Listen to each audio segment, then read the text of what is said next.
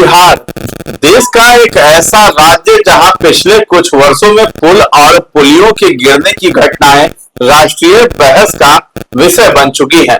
कभी निर्माणाधीन पुल गंगा में समा जाता है, कभी उद्घाटन के कुछ ही दिनों बाद पुल टूट जाता है, तो कभी एक महीने के भीतर दर्जनों पुल धराशायी हो जाते हैं। सवाल यह है कि आखिर बिहार में ही बार बार ऐसी घटनाएं क्यों सामने आती है? क्या ये इंजीनियरिंग की विफलता है, भ्रष्टाचार है, निगरानी की कमी है या फिर प्राकृतिक कारण? आज के इस विशेष रिपोर्ट में हम पिछले 5 वर्षों के आंकड़ों, विशेषज्ञों की राय और सरकारी जवाबदेही की पड़ताल करेंगे।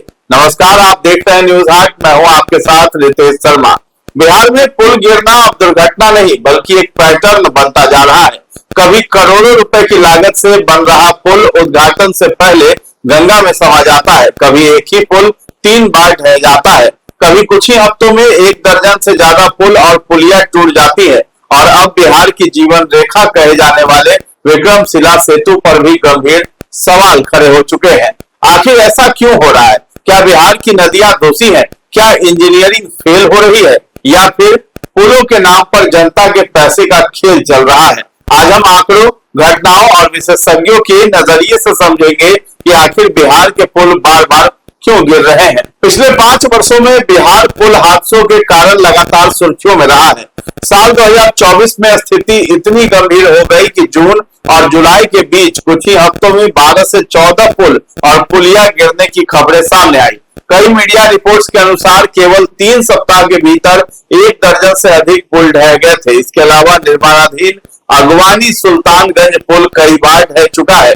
विशेषज्ञों की जांच में डिजाइन संबंधी खामियों की बात भी सामने आई थी। सबसे ज्यादा घटनाएं इन जिलों में देखने को मिली है। अररिया, सिवान, मधुबनी, किशनगंज, पूर्वी चंपारण, जमुई, भागलपुर, खगड़िया। यानी ये समस्या किसी एक जिले तक सीमित नहीं है। विभिन्न रिपोर्ट्स के अनुसार 2021 से 2025 के बीच बिहार में लगभग 26 पुल ढहने या गंभीर रूप से क्षतिग्रस्त होने की घटनाएं दर्ज की गई है, जो देश में सबसे अधिक बताई जाती है। ये सिर्फ एक पुल के गिरने की कहानी नहीं है। सवाल उन हजारों करोड़ रुपए का भी है जो जनता के टैक्स से खर्च होते हैं। जब कोई पुल गिरता है तो सिर्फ कंक्रीट नहीं टूटता बल्कि लोगों का भरोसा भी टूटता है। अगवानी सुल्तानगंज पुल बिहार का सबसे बड़ा प्रतीक। यदि बिहार में पुलों के संकट का कोई चेहरा है तो वो है अगवानी सुल्तानगंज पुल। करीब 1710 करोड़ रुपए की लागत वाली ये परियोजना गंगा नदी पर बनाई जा रही थी। इसका उद्देश्य भागलपुर और खगड़िया को जोड़ना था, लेकिन ये पुल एक बार नहीं, 2 बार नहीं बल्कि 3 बार विवादों में आया है। पहली घटना है अप्रैल 2022 की। निर्माणाधीन हिस्से का एक भाग गिर गया। अधिकारियों ने इसे तूफान और तकनीकी कारणों से जोड़ा। दूसरी घटना जून 2023 में हुई। पूरे देश ने लाइव वीडियो में देखा कि पुल का बड़ा हिस्सा कुछ सेकंड में गंगा में समा गया। तीसरी घटना अगस्त 2024 को घटी। फिर एक हिस्सा ढह गया। बिहार स्टेट ब्रिज कॉर्पोरेशन ने कहा कि यह पहले से क्षतिग्रस्त संरचना थी जिसे हटाया जा रहा था और डिजाइन में खामियां पाई गई थी। तो सबसे गंभीर बात यह रही कि जांच के दौरान डिजाइन संबंधी कमियों की चर्चा सामने आई और बाद में पुनः निर्माण का फैसला भी लिया गया। अब बात बिहार की उस संरचना की जिस पर करोड़ों लोगों की रोजमर्रा की जिंदगी निर्भर है। विक्रमशिला सेतु बिहार की लाइफलाइन पर संकट। 1980 के दशक में बना ये पुल पूर्वी बिहार और सीमांचल क्षेत्र को जोड़ने वाली सबसे महत्वपूर्ण कड़ी माना जाता है।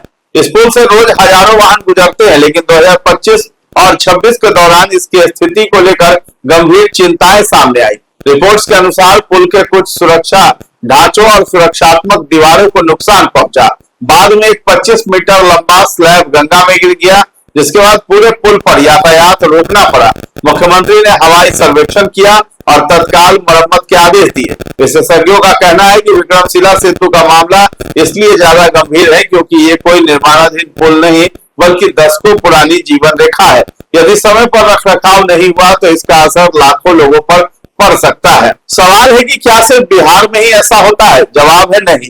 भारत के दूसरे राज्यों में भी पुल हादसे होते हैं, लेकिन बिहार का मामला इसलिए अलग दिखाई देता है क्योंकि यहाँ घटनाएं लगातार और बड़ी संख्या में सामने आई है। एक राष्ट्रीय विश्लेषण के अनुसार 2021 से 2025 के बीच बिहार, उत्तराखंड और हिमाचल प्रदेश पुल ढहने की घटनाओं में शेष राज्यों में रहे हैं। लेकिन बिहार में घटनाओं की आवृत्ति और राजनीतिक चर्चा सबसे अधिक रही है। यानी समस्या केवल एक राज्य तक सीमित नहीं है, लेकिन बिहार में यह अधिक स्पष्ट रूप से दिखाई देती है। तो आखिर पुल गिरने के पीछे कारण क्या है? विशेषज्ञ और जांच रिपोर्ट कई कारणों की ओर इशारा करती है। पहला कारण है घटिया निर्माण सामग्री। कई मामलों में जांच के दौरान निम्न गुणवत्ता के निर्माण और निगरानी में लापरवाही की बात सामने आई है। 2024 में पुल हादसों के बाद कई इंजीनियरों को निलंबित भी किया गया था। दूसरा कारण है निगरानी और मेंटेनेंस की कमी। विशेषज्ञ मानते हैं कि पुल बन जाने के बाद उनकी नियमित जांच नहीं होती है। कई पुराने पुल वर्षों तक बिना संरचनात्मक ऑडिट के चलते रहते हैं। तीसरा कारण है नदियों की बदलती धारा। बिहार नदियों का राज्य है। गंगा, कोसी, गंडक, बागमती जैसी नदियां अक्सर अपना रास्ता बदलती हैं। तेज बहाव और कटाव से पुलों की नींव कमजोर हो जाती है। चौथा कारण है डिजाइन संबंधी खामियां।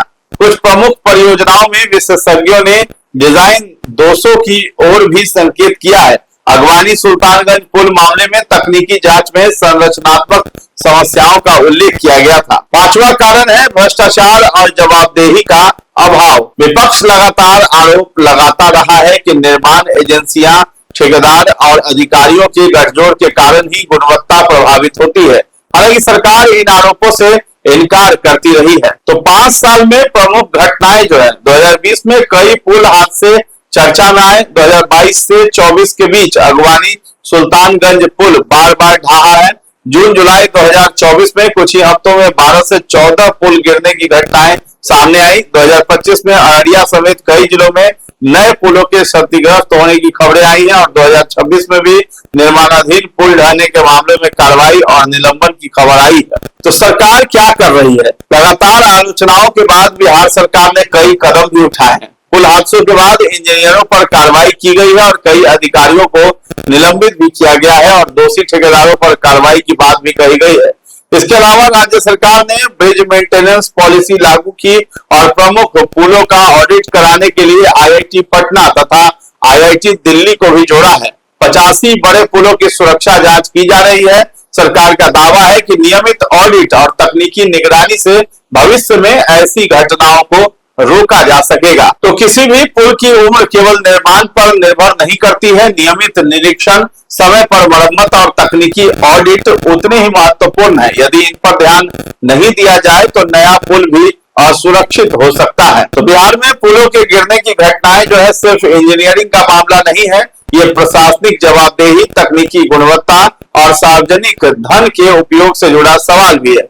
जब एक पुल टूटता है तो उसका असर केवल यातायात पर नहीं पड़ता, स्कूल जाने वाले बच्चों, अस्पताल पहुंचने वाले मरीजों, किसानों और स्थानीय अर्थव्यवस्था पर भी पड़ता है। तो सबसे बड़ा सवाल यही है कि क्या हर हादसे के बाद केवल जांच और निलंबन ही होगा या फिर ऐसी व्यवस्था बनेगी जहां पुल बनने के बाद दशकों तक सुरक्षित खड़े रह सके।